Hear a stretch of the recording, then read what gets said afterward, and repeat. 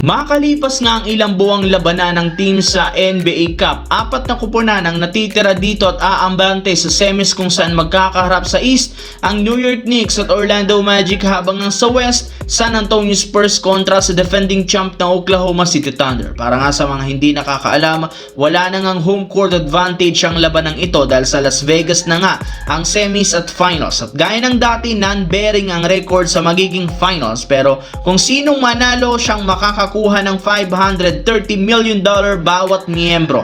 Base sa balita ng isang analyst, majority sa mga naniniwala na ang OKC Thunder ang magkakampiyon at makakakuha ng titulo sa NBA Cup. Sa 4 na koponan, sila ang malakas, mas dominante sa pagkakaroon ng record na 24 wins at 1 loss. Pero syempre, kung titignan natin ang istruktura at standings ngayon, OKC Thunder ang makakakuha ng kampyonato. Samantala, pagkatapos na matalo ang Los Angeles Lakers kahapon laban sa San Antonio, naudlot ang kanilang biyahe sa Las Vegas. Kaya imbis na pumunta, diretso nga sila sa Phoenix para kalabanin ng Suns sa December 15. And since nakita na ng buong NBA ang kanilang kahinaan sa depensa, mismong si Coach JJ Redick nang nagsabi kailangan talaga nilang gumawa ng malaking pagbabago at adjustment sa rotation.